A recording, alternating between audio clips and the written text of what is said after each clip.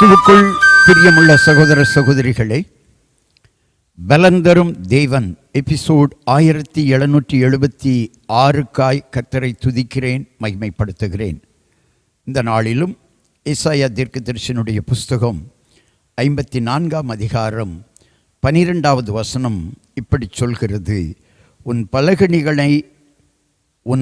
பலகணிகளை பளிங்கும், உன் வாசல்களை மாணிக்க கற்களும், உன் மதில்களை எல்லாம் உச்சிதமான கற்களும் ஆக்குவேன்.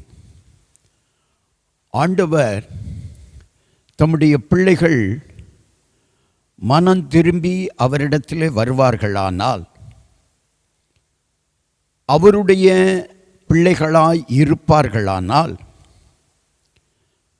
ஆண்டவர் ஆசீர்வதிக்கிற பொழுது மதில்களை எல்லாம் உச்சிதமான கற்களும் ஆக்குவேன் என்று வாக்கு கொடுக்கிறார். என்றால் என்ன அர்த்தம் தெரியுமா?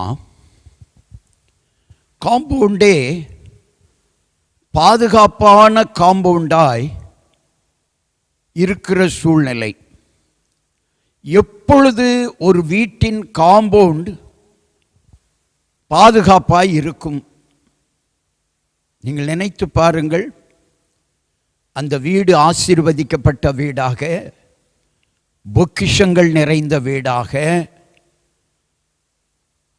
விலை உயர்ந்த பொருட்கள் இருக்கிற வீடாக இருக்கிற பொழுது அந்த வீட்டின் காம்பவுண்டு பாதுகாப்பானதாய் அமையும். இப்பொழுது ஆண்டவர் சொல்லுகிற ஒரு காரியம், உங்கள் வீடு அப்படி அமைய வேண்டுமானால், பாதுகாப்பான காம்பவுண்டோடு உங்கள் வீடு அமைய வேண்டுமானால், நீங்கள் கர்த்தரிடத்தில் வர வேண்டும், கர்த்தரால் நடத்தப்பட வேண்டும். குடும்பம் முழுவதும் யோசுவாவை போல நானும் என் வீட்டாருமோ என்றால் கர்த்தரையே சேவிப்போம் என்று சொல்லுகிற அந்த மனோபாவத்திலே உங்கள் குடும்பம் வந்துவிட வேண்டும். பாவங்களை அறிக்கையிட்டு விட்டுவிட்டு, அக்கிரமங்களை அறிக்கையிட்டு விட்டுவிட்டு, கர்த்தருடைய வார்த்தைக்கு கீழ்ப்படிந்து அவருடைய வார்த்தைகளை கற்றுக்கொண்டு கை கொண்டு நடப்போமானால் கர்த்தர் வீட்டை ஆசீர்வதிப்பார். வீடு ஆசீர்வதிக்கப்படுகிற பொழுது காம்பவுண்ட் பலமுள்ளதாய் அமையும். கண்களை மூடி ஜெபிக்கலாம்.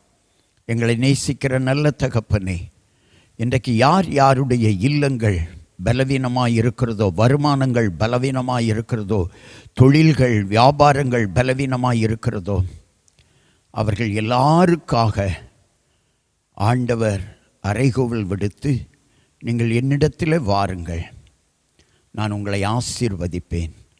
மாத்திரமல்ல, உங்களுடைய காம்பவுண்ட், உங்களுடைய சுற்றுச்சுவர் பலமானதாக அமையும்.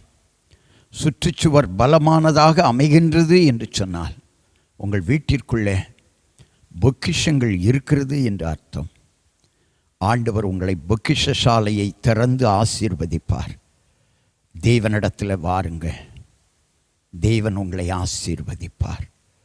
பாவங்களை அறிக்கையிட்டு, அக்கிரமங்களை அறிக்கையிட்டு விட்டு பரிசுத்தமாய் தேவனிடத்தில் வந்து வாழுங்கள். ஆண்டவருடைய வார்த்தைக்கு கீழ்ப்படிந்து நடங்கள். கர்த்தரோ உங்களுக்கு ஆதரவாய் இருப்பார். இயேசுவின் நாமத்தில் ஜெபிக்கிறேன் பிதாவே, ஆமென்.